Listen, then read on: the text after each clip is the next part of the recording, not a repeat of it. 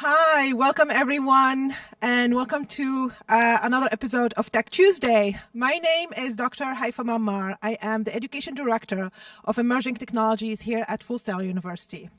And today I have a special guest with me. We have Pat Starace. He is the course director in the Simulation and Visualization program, teaching the Project Portfolio 7, digital fabrication, and then the simulation production. Welcome, Pat. Hi, Haifa. Nice to be here. We're so happy to have you here. So, Pat, today's episode is about driving simulation through 3D printing. And that's what you breathe, that's what you know, that's everything you do is simulation. So what about you introduce yourself to our audience, talk about your journey in simulation. Oh, okay. So I started out as an artist for United Artists. Then I went into New York City and I became a model maker, making models and props and special effects for TV commercials. And one of the most notable projects that I got to work on was we were tasked with making the most perfect stopwatch. And it was a collaborative group effort with the rest of the team. And when we were all done, I stood at the think tank table and I grabbed the stopwatch and I pressed the plunger and I heard it go chick, chick, chick, chick, chick, chick, chick. And I put it back in the box and I gave it to my boss who delivered it to the client. And it turned out to be the original 60-minute stopwatch, which is now in the Smithsonian as a part of a. Oh, wow. Amazing. Okay. So my journey continued on through many years working with very big clients, with amazing people I got to work directly under, and that's how I learned most of the skills that I know today at the level to which I know them. Amazing. So tell me about 3D printing. How did you get into 3D printing then? So 3D printing with the Kids Iron Man hand. Okay. So maybe somebody could go grab it for me. It's back behind there under the glass. Can we do that? Or I'll go get it. So let me show you something. Okay, sounds good. So at the end of 2014, do you guys still have me? The beauty of a life. At the end of 2014, when all of these kids' 3D printing prosthetic hands were being made, they were very mechanical looking. Mm-hmm. And I thought we could do better than that as a community. Okay. So I went into my cave and I designed this little kid's Iron Man hand. And I put it on the internet looking for a home. And it goes viral. And I found a little boy in Texas, Tyler. Yes. And January 6th of 2015, he put it on his hand and he lit it up like that. So this was 3D printing simulation for a little kid's prosthetic hand. That wasn't just a utilitarian piece, but it had to be cool, loaded with technology. And it is with universal remote controls, magnetic sensors, and essentially it's a game control. You know, it's funny because when I joined Full Sail back in 2014, it was around the same time that you were building this. And I was fascinated learning about, from everyone about what you were building. I'm like, oh my gosh, we're doing things like this here at Full Sail? I was really impressed. And that was before I even met you. Everyone was just talking about the prosthetic hand that you had and how you changed the life of that kid. You know, this little boy, he really was from Smallville. Mm-hmm. He was from a town that didn't even have a traffic light. Okay. There were like 300 people in this town, and this little boy, I think I changed his life. I'm pretty sure you did. It also changed my life. Oh my gosh. Because, a few months after I gave him that, I saw Robert Downey Jr. give a kid an Iron Man arm, and that was the university up the road. And they contacted me saying this was a huge influence for what they did. So this is what I profess to our students as well, is if you go about life with passion, with what you're doing, you can have this whole positive ripple effect in your wake. Oh my gosh, that's beautiful. So then you joined Full Sail. We went and hired you because of everything that you've been doing in the industry.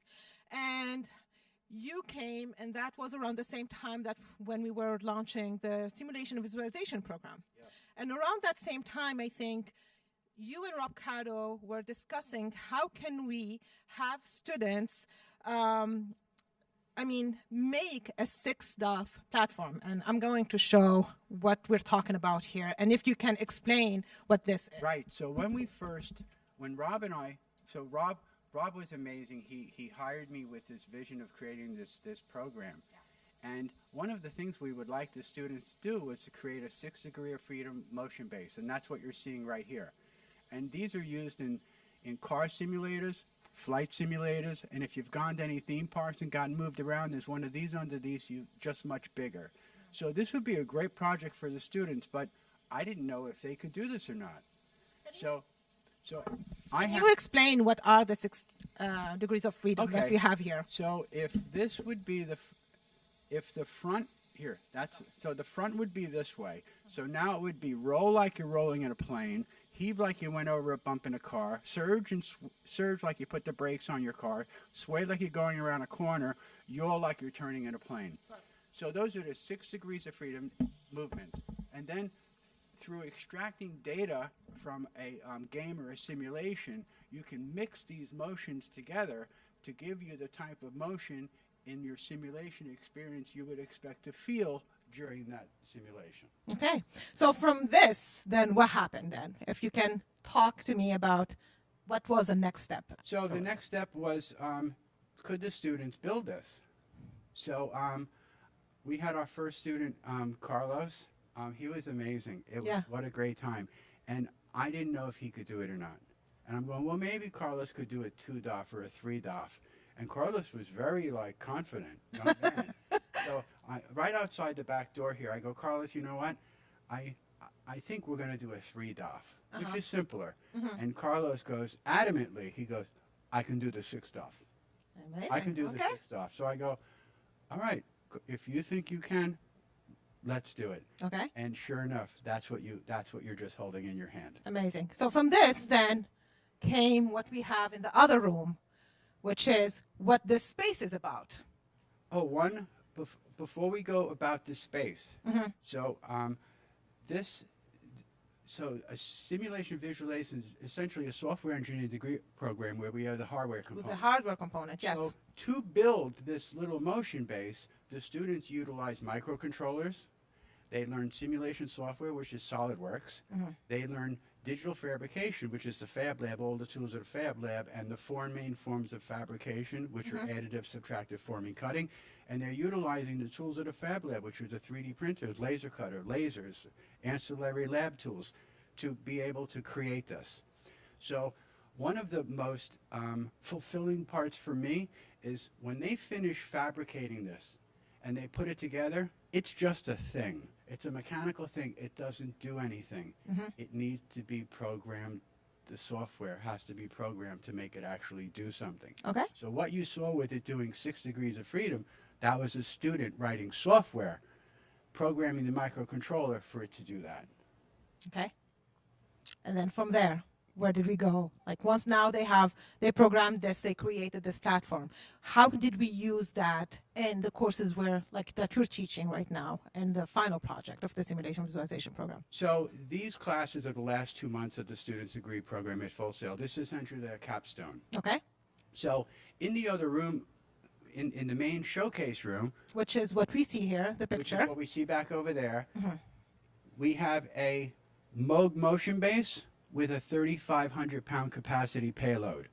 And what I always have fun with is this platform here has a payload capacity of about a gerbil, and the Moog has a payload capacity of 3,500 pounds, which my engineering students calculated to be somewhere around 23,000 gerbils. Oh, wow. We always have fun with that. Oh, wow. So now we have this motion base. What are we going to do with it? Mm-hmm. So the students build an experience on there.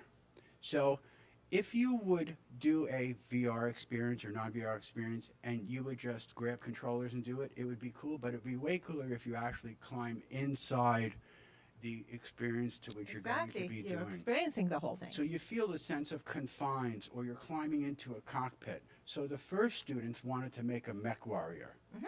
So they now have these hardware skills to complement their software skills. So they were able to design the cockpit of a Mad Cat mech warrior. And Then they created a game in Unity. We were using Unity in here at the time, where when you were stomping around in the mech, the motion base would be bouncing you around, and was a whole lot of fun. And subsequently, that's been the motion base. Students have done experiences such as the mech, a roller coaster, a jet taking off and landing from an aircraft carrier, a 737, because we've done research and development with Boeing over in this area. It's been a Millennium Falcon version 1. One of the most striking ones we've done was the Space Shuttle Atlantis. Oh, and that one there was beautiful. But that's when we switched to using the Unreal Engine. Okay. Because we needed this global scale, and we wound up working better with the Unreal Engine. And then it's right now currently Millennium Falcon version 2. Love it. So what are we doing next? So exactly, tell me, how did we go from that to other projects? How are the students included in these projects, and what are we doing now? So most of the projects that go on around here are student-driven projects. Mm-hmm. And it's great. Students come here, we have an idea, and I help lift them up and raise their skill level. Perfect. So I've been known throughout the course of years to do these personal projects. I know. And when I first started here, I created a virtual reality Harry Potter interactive wand, Vanquish the Dementors, and maybe thousands of people have done that. And then I did a E.T. flying bicycle, where I actually got a real Kuwahara KZ1, the same exact bike Elliot drove in the movie. I've got one of those. Oh, wow. The same exact milk crate. It was so it had to be realistic. Then I also did a Mario Kart VR, which was a whole lot of fun. And my students, so you'd go into this little Mario Kart, and you're going VR eye to eye with DK and Bowser on the Luigi level, and you could grab bananas and throw them at them. And my students, I was at Maker Faire, and my students volunteered to come to Maker Faire and support me on that. And it was so great having my students with the Mario hats. It was great. So then I also did a jet-powered kids Batmobile, Mm-hmm. which was pretty crazy cool. So I love in all these projects how, even though they're your personal projects, students are involved in all these different projects. So now when we roll forward, when I first spec'd out if the students could do a 6-off, this was the one that I built to see if the students could actually build one. Okay. And I had to continue the classes to which the students would then partake in. Mm-hmm. So I put a red Ferrari on my motion base and ran a car racing simulator, and this would actually replicate the movement in it. Mm-hmm. So now put this aside for 7 years, and all of these cool things have transpired. The SimViz program has grown into what it is today. The project that we're doing now, I thought, wow, I do these projects myself. How about if I do one of these projects, but this time directly include my students in it? So hence, let's make a full-size Formula One car. Let's do this full-size. So how do we go about doing that? Yes. Jeez. How do we go about doing that? I have no idea, but let's figure it out. So initially I thought we'd make it out of cardboard. Okay. And it could be very cool. So I spec'd out a cardboard technique to be able to fabricate this. Okay. And it came out really cool. And my first group of students, they were tasked with creating a G-force system within that cardboard mock-up. And that's this over here. So this would be the red cardboard Ferrari, and inside here are airbags, pneumatic airbags. And what the students did was we had these proportional airbags. We had these proportional airbags, proportional valves that we would use to control the airbags. And then they wrote software that, using the data extracted from the race car game, would then inflate the bags to give you sustained G-force that you would feel with a Formula One car. Okay. So one of the things we're really trying to achieve are things that maybe weren't achieved before. Okay. So we have red cardboard F1. So I put that down. So, okay, we have a way where we could go forward. Making a cardboard F1, it would be very campy, cool. This cardboard F1 that looked really great, filled with all of this technology. And it was sounding good, but something didn't sound right. What did it? Something didn't sound right. And I'm wondering what it is. And what it was cardboard. Cardboard is campy, cool, but it doesn't resonate what we teach in SimViz. True. I agree with you. So we should be utilizing skills that we teach our students. So I thought, how about 3D printing it? Fabrication, yes. Mm-hmm. But I knew that it would be exponentially more difficult and costly. But at this university, we don't ever let something like that get in our way. Nope. But I knew it was a game changer. So where we could probably make 50 cardboard ones or 100 cardboard ones to one of these. But this resonates SimViz. This doesn't look like a craft project. So now... So then you switched from cardboards to 3D printing. I did. Okay. Okay. And then now, red car? Oh, good point. So, red car. So, yeah, initially, red car. I thought you come walking in the doors to the show area with the projection room and the motion base, and you see this red Ferrari, this red car. And this was my second revelation, so to speak. The red wasn't resonating with me. So again, just like the cardboard wasn't working for some reason, the red one wasn't working either.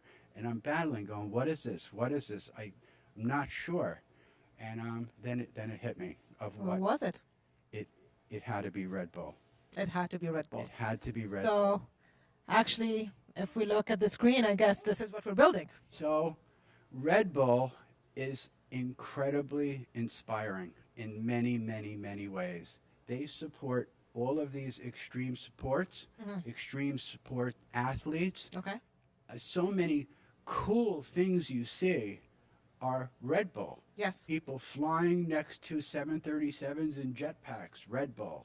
They're so incredibly supportive of these extreme sports, and they're also into advancing technology and emerging technology, where they have an F1 team, and that's the top.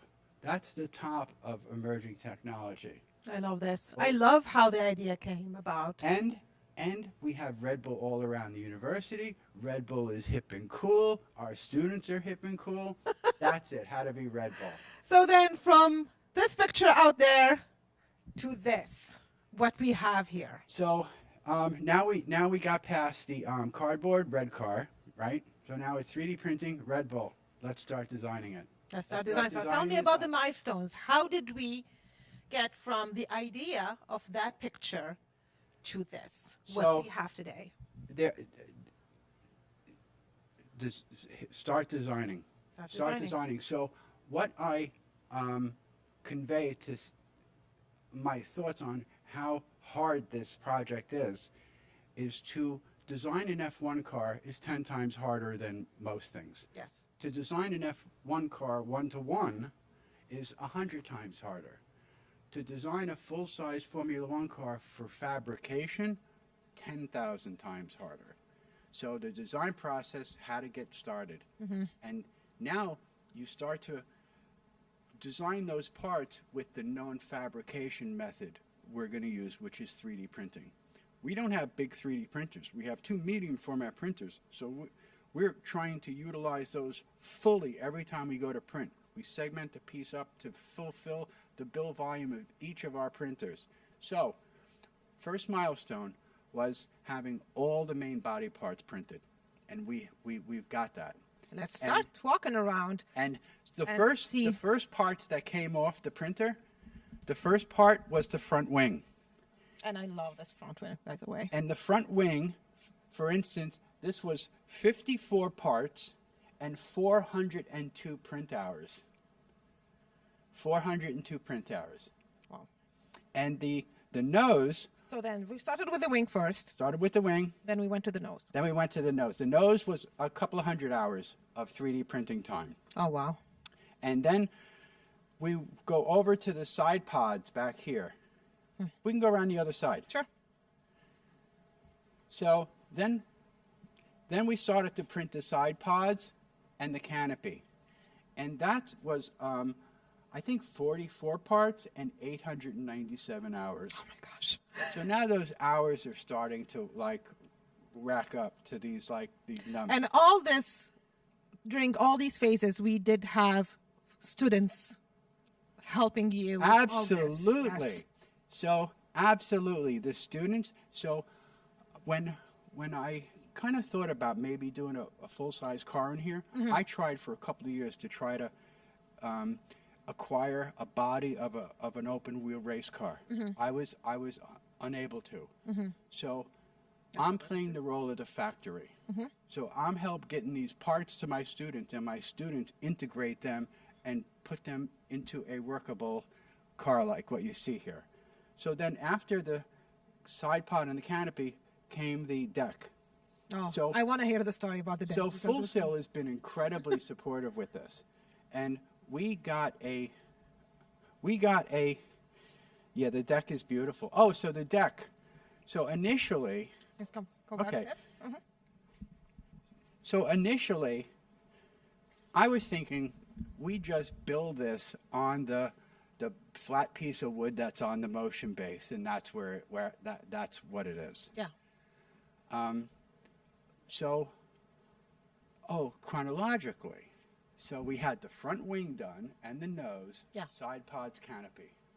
We kind of like started to have something start to come together here, and Red Bull caught wind of this. Interesting. Red Bull, and it's like they want to come and see it. So it's like, really? And it's like, okay, are we in trouble? It's funny that you say that. No, you're not in trouble. I know. So Red Bull wants to come and see it, and they were really impressed with what we were doing. And do you know how inspiring that is for me and our students to actually have Red Bull come out here and want to see what we're doing? Yeah. So they were incredibly impressed. Then they came back with the national Red Bull team to see it. Wow. So now we're even more like inspired, but it doesn't stop there. So Red Bull thinks that we ought to have a visit from Red Bull Racing. Oh, And wow. they I remember that day. it was incredible. So Red Bull Racing comes here with Scott Speed, and Scott Speed is the last American race car driver to make it to the F1 level. And We can see pictures here of that yeah, visit, actually. and yeah. he see here in the lower left, Yes. you see Scott doing a roundtable discussion with all my students, both upstream, downstream, current, and grad. Amazing. It re- Amazing. You want to talk about inspiring? Yes. And now we're being guided by subject matter experts from Red Bull Racing. What I are think some of the advice he gave you, feedback he gave you about the assembly? he things that we thought were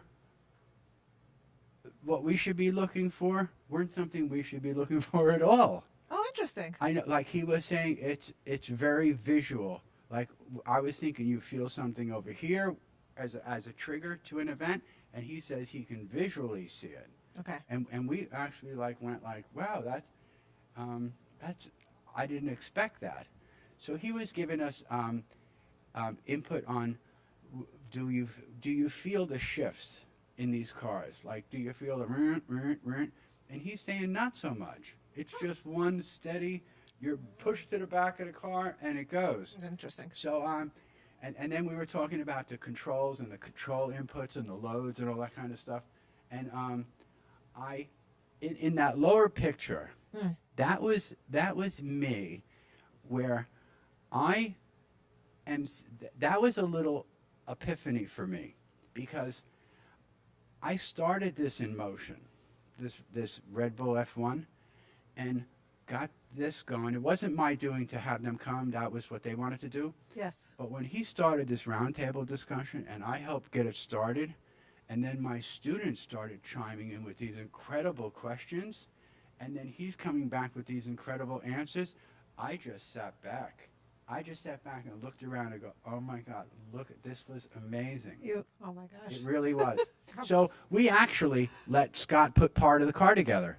Oh, So really? I didn't even know that part. In the upper right, we gave him my student, that I gave instructions to, and he built part of the deck. He then gave Scott instructions on how to put part of the deck together, and he put part of the deck together. Love this. Amazing. Wow. So from there. So that was, I made the right choice. I made the right choice. Red Bull is incredibly inspiring and it's supportive of this. And this type of project, you need that fire. You really do, because this is a long-term project that takes a lot of commitment, and you have to make a lot of sacrifices to do something like this. Because as far as I know, nobody anywhere has 3D printed a full-size Formula One car. And my students are here building one. Building that. And I think that's why Red Bull also is really interested in this, because from talking to you and knowing about this project now for 4 years, I know that they also want to take this to one of their shows, right? Oh, so that got back to the deck. Mm-hmm. So when I was initially thinking about building it on the motion base, but the first visit from Red Bull, there was a whole group of people, and somebody goes, is this movable? And I went, damn, that means we're going to need the deck. Exactly. We're going to need the chassis so we can lift this whole thing up and move it. But I knew that's a big, big undertaking. But, you know, we don't ever let anything get in the way. Never. Never.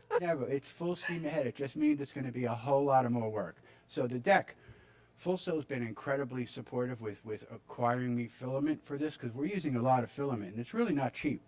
And I had a mountain of filament, and we're doing really good on filament with the front wing, the nose, the side pods, the canopy, until we got to the deck. Then when we got to the deck, my mountain of filament was no more. Was no more. I had to go back and get another round of filament to keep it going. But Full Sail has been. So how do you sell this? Like, how do you sell this? Like, hey, Full Sail, I want to do this. And Full Sail's been incredible, because they go, if you believe you can do it, we believe you can do it. And that really touches me. And I think that same feeling that I got from Full Sail, believing I can do it, I think my students get that same feeling when I believe they can do it, their part. That's amazing. Because this project here, so most of the projects here are student-driven projects, and I help raise them up, lift them up a bit. This one here, professor-driven project, and the students have to deliver their tasks at a level I find acceptable, which are the standards that we have to meet. And my students are incredibly proud, to say the least, when they deliver these results that they know I find acceptable. And it kind of gives me goosebumps. When I am having goosebumps as like you're talking really about does, this. like when something might go awry, and I'll come up with a fix, and it's not an easy fix. And then I show them, going, okay, this is what we're going to do. And then I send them off on their way. And then I come back and I look and I go, oh my God, that's amazing. Like, I think that really adds an incredible confidence level to our students, that they can actually, like, achieve success in what they're going to do. I love this. So from there, we went to the safety cell. Safety cell. So most builds like this might start at the safety cell and work out. Okay. But we couldn't, because we didn't have all the information yet. And that was information in the seat the mechanics, because we're going to be doing a lot of trick technology inside of here. Exactly. This is not just hardware. There is a whole other piece to this project, which is the software side of it. And the simulation part the of it. technology that we're going to put inside of here to create G-force, motion, vibration, sound, like The haptic side. whatever we can like do in here. And we've got a really good idea of what we want to do in here now. And but we couldn't actually start building this because we didn't have the hardware, because you need to measure the hardware, see what the size of it is, where it's going to be, where the place, before you can actually like do that.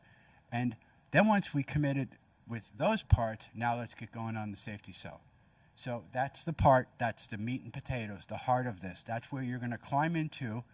You're going to climb into this. You're going to settle on down into the seat, get your legs out. You're going to put on those seat belts. You're going to put on the steering wheel, and you're going to experience what it's like to drive over 200 miles an hour or 320 kilometers an hour in a Formula One car. Love it. I love it. Amazing. So, I mean, this project is impressive, Pat, and I'm just happy that today we're talking about this. And I know this, I mean, you've been putting a lot of time and, as you said, commitment into this. We know that 3D printing is not easy to begin with, and it comes with lots of hurdles that you need to overcome and lots of obstacles. And we did talk about the material, but tell me a bit about the obstacles you faced and how did you overcome them? So 3D printing is, there's a few things that I can talk about there.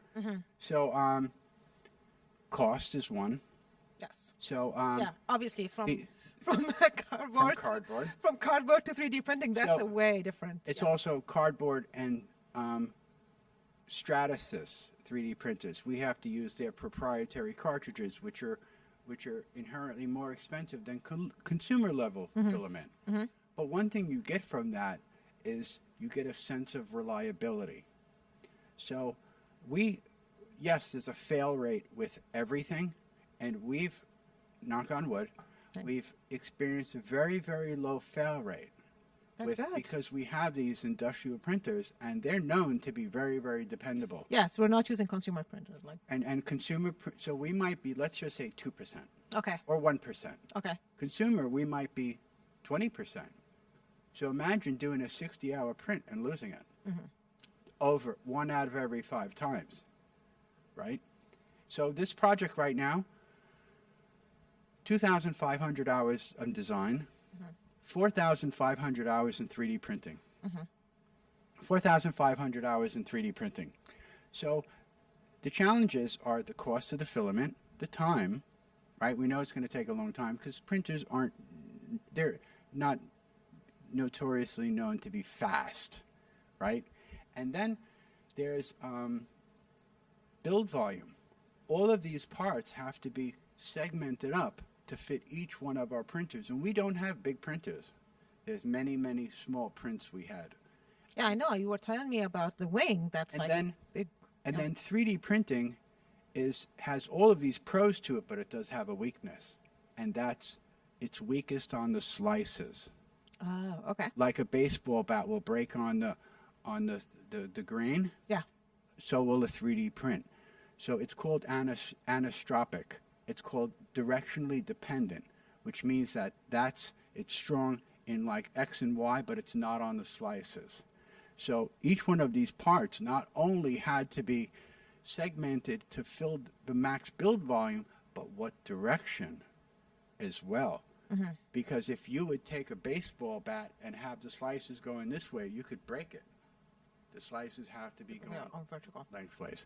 So it's cost, time, build volume, it's slice direction, orientation, and then how do we put these together? Like, how do we put this together? So there's two main forms here. We have dovetails for some types of prints, and then we have flanges that are pin registered with welding and riveting. So all of those parts are given to my students, and then their instructor on how to do it, and then I just come back and go, wow, like wow, and they're so proud. They're so proud of it. And now we're actually at the point where milestone 1, 3D printing all the main body parts, done. Milestone 2 was to climb in it and assess where we need to strengthen it up to be able to withstand cycling many, many, many people through this. So that's where we're at right now. We were able to climb in, settle in, very cool, very cool. Now we're actually sitting in an F1. And now we're laying fiberglass up underneath to give it the extra strength. The strength. And again, I have these pictures and videos where we had a team here like 2 weeks ago. I had a small army, and some students are cutting templates for the fiberglass. Other ones are cutting the fiberglass. Peter is mixing up batches of resin, and Tyler and Quinn are laying the fiberglass down in and rolling it on, and it was an amazing assembly line. And we can't see it inside there, but they lined this whole inside with fiberglass, and it looks really, really, really great. And you know, when I did the kids' Ironman hand, this is a great testament. So I did the kids' Ironman hand. I didn't know if it was going to work, but I had a pretty high confidence level that it would. Why? I ran it through simulation. I ran the hand movements through simulation, and then when I actually made it, it performed better than I expected in simulation. Amazing. So same thing here. We're like, we do these like simulations, and they give it to the students, and they support this thing, and then we go and feel how strong it is, and it goes, wow, this is like, I didn't expect it. This is exceeding expectations. Love this. Okay, so now let's talk. We went over the hardware piece of it. And I know you already started thinking about the software, and we don't want to ruin the surprise of what's going to come in the simulation side of this project. But can you tell me a bit about what kind of technology you're thinking about to put in the simulation? We don't. I'm not trying to have any scoops or whatsoever. Whatever you're comfortable with sharing with us here. So just to get people excited so they can follow us always. All right. So you're going to have a steering base. Yes. You know, that's going to have pretty close to the amount of Newton meters feedback that you would expect in a real F1. Mm-hmm. We have pedals that have a control load that has the same amount of pressure you have to exert that you would expect in an F1. But those are kind of just consumer off-the-shelf pieces. But then there are things we're going to do where we add our own full sail twist. So one of the things that people are going to do, wait, what? And it's, I expect what we're going to do here, I'm going to do a motion base inside a motion base. Ooh. And people go, what does that mean? Just go listen. Don't worry. We got this. We got this. So follow us if you want to know about that. And then we want to do the G-force. We want to try to get as much of that as we can. A lot of haptics, a lot of vibration. I mean, yeah, for a project like this, haptic is a big project. And there are some things that I don't want to talk about. Okay, we're not going to talk. But I have that you'll have to come and follow along, because from talking with drivers like Scott Speed and hearing what other drivers say, which are the forces that they feel most, why they have to train so hard, I want to be able to capture that here. Oh, okay. I want, where people go, that's never been done before. I'm looking forward to it. And it will surprise you when you actually feel that. You know, you're going, wow, what was that all about? And so that's what the drivers feel. Okay. So you have to overcome that. So right now, we're 100% hardware-centric because we're building an F1. Then we're going to switch over to hardware, software-centric, where we're actually building our own technology while we have to develop the software to make that technology work. Okay. And then ultimately, it'll wind up with 100% software-centric, where the hardware is pretty much done, shored up. We might not add anything, but we still might. But we're going to build our own experience using UE5. Unreal. And in Unreal. Unreal 5. And I'm thinking we do a. I still and I'm going to stand by it. I want to do an F1 track right around the university here, and we have to figure out where we can go 200 miles. You know an hour. how much I love F1, so I need to try this. So you absolutely. So one of the things we had to also keep in mind was who can fit in this. That's true. Who can fit in this, and as research is being done, which I hope I could use some key credits. You are. So, when it comes, we're going to have this movable foot pedals to account for different size leg lengths. Oh. Because if you're in an open air rig, you could put a really tall guy on it and his legs are just out here, but you can't hear because they'll hit the inside of the safety cell. So the pedals will move. And then as I'm doing research with that, I read this article that this one driver, George Russell, went to drive like a Mercedes, and he couldn't fit his foot in it. He's got a size 11. Oh, okay. So he had to wear a size 10 racing shoe so he could fit in it. So it's like, whoa, let me go take a closer look. Let me go see what we have up in where the foot area is. So that's interesting. Like that, like So- go to low in all these details. Well, Yeah. well, you have to, because once you make it, you might not have. Yeah, it's Any going to be room too to late. change. Yeah, exactly. It's going to be too late So- to change it. So, some slight modifications were made to the safety cell so you could fit a shoe size larger than 10. Because that's probably going to come into play. Because there's not much room in here than the pilot himself. This is it. This is an incredible form and function going on here. There's nothing here that isn't necessary. I love this. Okay, so let's talk about how does a project like this benefit?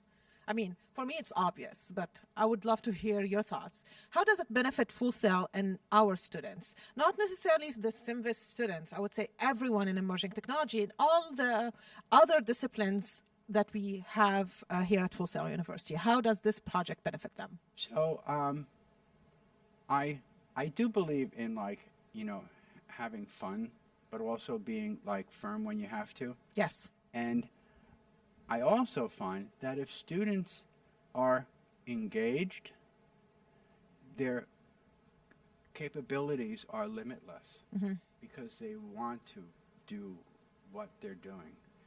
And that's what goes on here. So being that this is like going to work with building an F1, the students are totally engaged. They come in here ready to go. And that's a great learning experience to take with them, that they've worked directly under a professor building this, and what were the tasks that you did. I mean, having that on their resumes Yes. is amazing. So, yeah. Having this, so they always try to catch me when I say this, and it was funny because they would miss it and they would miss it, and then they all kind of got on board where they all had their phones ready, because the next time I said it, they had to capture it. And I go, what you put on your resume, that you assisted in the development and fabrication of a full-size Formula One RB6 Red Bull RB16 under direction of subject matter experts from Red Bull Racing. Wow. And I mean, that alone tells a lot. and I would say that, and they'd go, what? And I go, I can't say a piece. I got to say it all at once, all in one. So the last time before they were graduating, they saw that it was about to come out, and they all had their phones out, recording it. That's funny. And the next thing I see it on their LinkedIn and stuff. So it speaks volume on their resume. It's huge in their portfolio. They can tag themselves onto the LinkedIn. I mean, recruiters post will be really interested in knowing more about what they did on a project like this. What was their contribution in a project? Absolutely, absolutely, and So what I've also done was I've tasked students with things that are challenges, but I also know that they could be successful with as well, because I don't want to set them up for failure. I want to give them these challenges that are tough challenges that I want at the level to which I want it, but the ones that I know that they can solve. they can solve, because they're not going to solve the senior aerodynamic challenge, Yeah. but they can solve that challenge right below it. And you could impress that senior person with that. Amazing. One thing I want to highlight is that we had students throughout this whole journey, whether starting the project with you, or even coming as the project is going, picking up and starting from there, graduating, and then we have a new cohort coming. So that also is very beneficial because it mimics what the industry is about. You may join a project once you are working for a company. Right. You may join the project when it starts, or in the middle, or towards the end. Exactly. So here we have the same Right. thing. So this is going to be in the middle of a project for 2-3 years probably. But there's going to be these segments that are new parts of that ongoing project.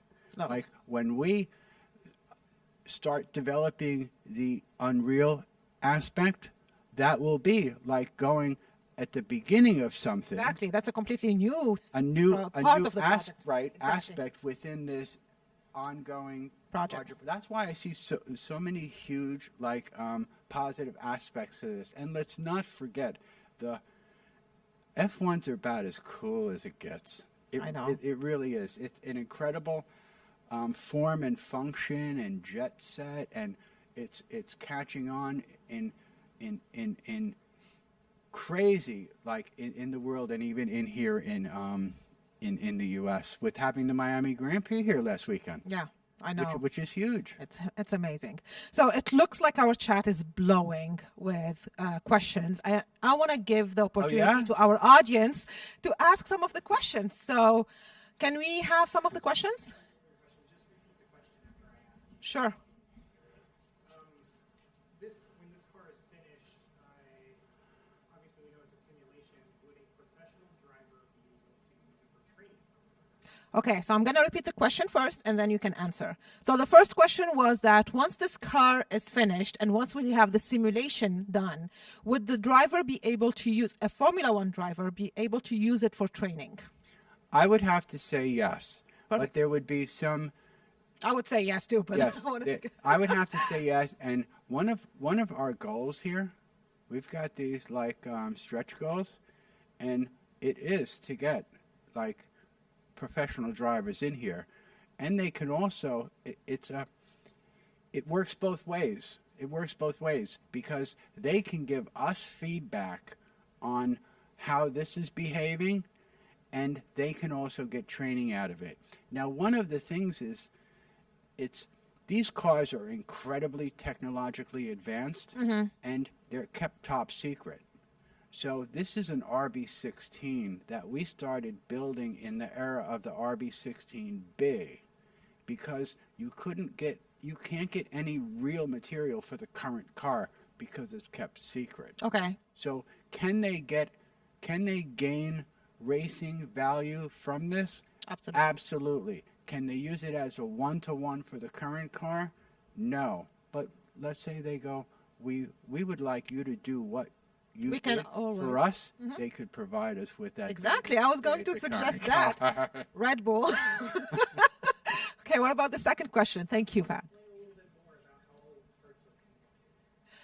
Oh, Can you explain more about how all the parts are connected? Okay, so Okay. can you explain more about how the parts are connected? okay. That's a great question. So,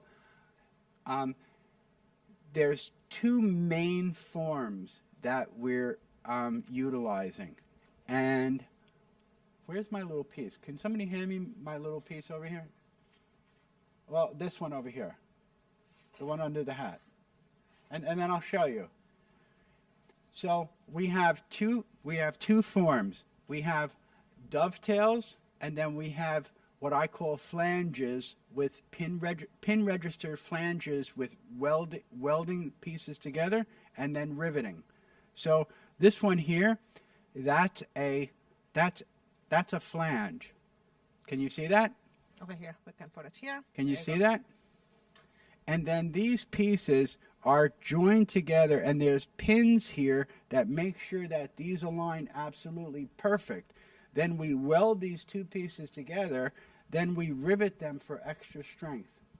And then if you can see on here, here's fiberglass. This is Yeah, our that's a test. good example. Like we were talking about fiberglass. This earlier. was our test to be able to then rigidify the inside. So that's a flange, but that won't work on something like the front wing. This is done with dovetails, where we can interlock these two pieces by using the next piece to hold on to the piece next to it. And those are welded together, and you put on the welding cement, and then we hammer those in with mallets.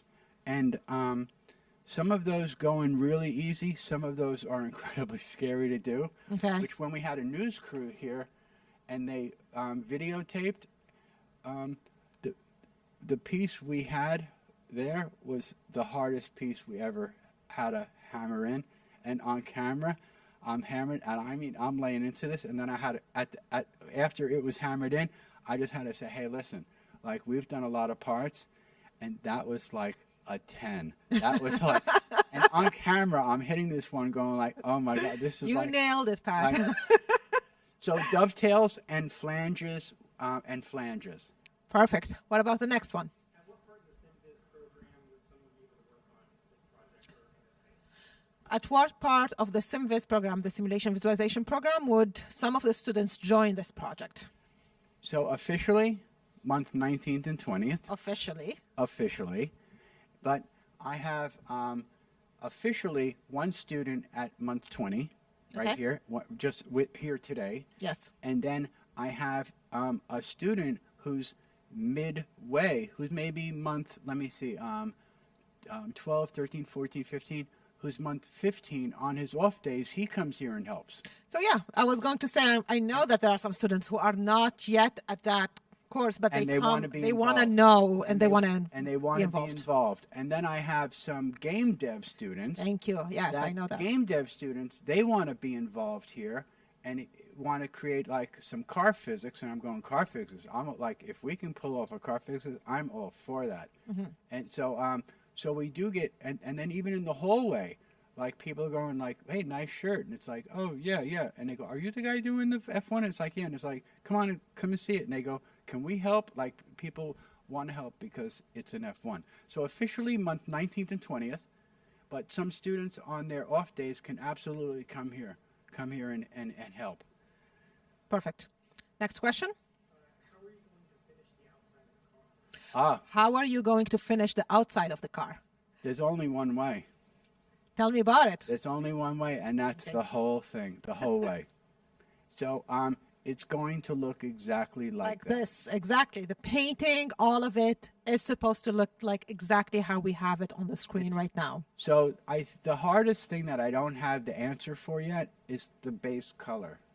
I do not have the base color. Maybe that's a question for Red Bull. I need to go back there and ask Okay. if I can get that, because I'm very particular.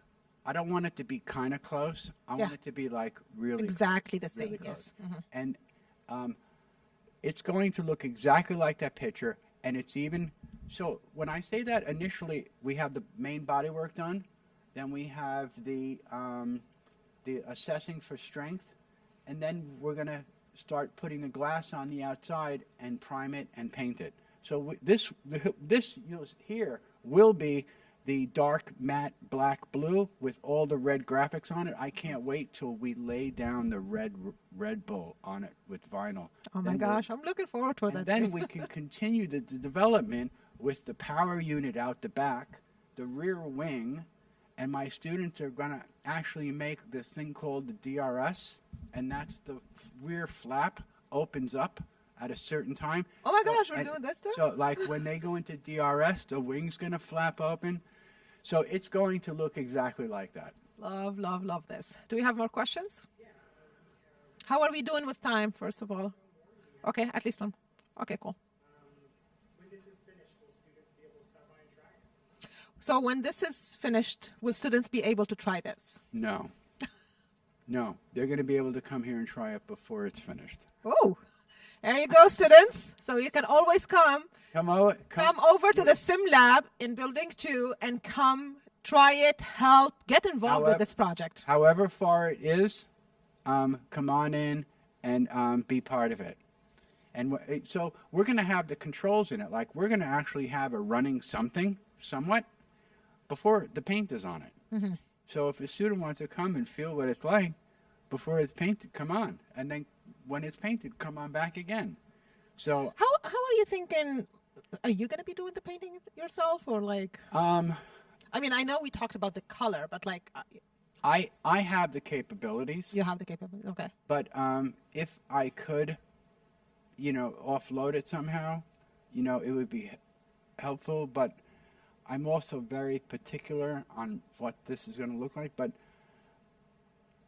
I'm not sure yet. Okay. I'm not sure yet. But yes, we can. And I guess from the looking at the steps, first will be the simulation, then the painting, or the opposite? Or together? Well, the controls have to be hard fit inside there before you can paint it. To make sure the controls go in. But as the controls are going in, we could be running test runs with this before the paint goes on it. Perfect.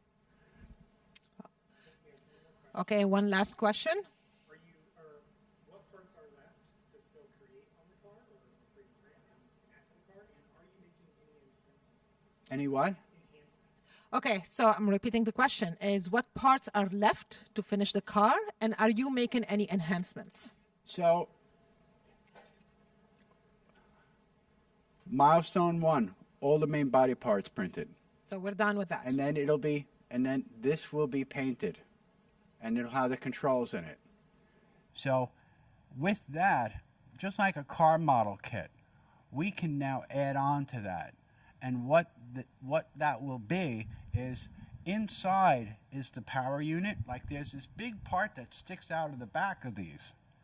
That's going to be made because that part there allows you to attach the rear suspension on it, as well as the rear wing, the beautiful rear wing that has that DRS flap. And so there'll be those suspensions that protrude, that hold on the wheel, and then there'll be the hub, and then there'll be the wheel and the tire. And these are the mounting points. These are the mounting points for the front wishbones, lower wishbones, suspension. So we'll then add on to this to complete the F1, the whole car. And somewhere over there we have a wheel already printed. That's amazing. You're an inspiration, Pat. So I want to look at it whereas we don't have to wait till the wheels and tires are done for it to be a thing, but it can be a thing that we continue to add on those secondary. Those will be our like an tertiary enhancement, components. kind of like you're trying to. Okay. Well, I hope you guys liked today's session with Pat Starace.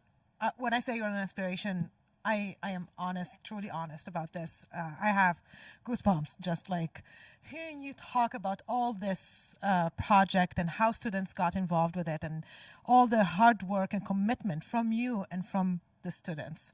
Thank you so much. Thank you for having us. Thank you. I hope you guys liked today's session.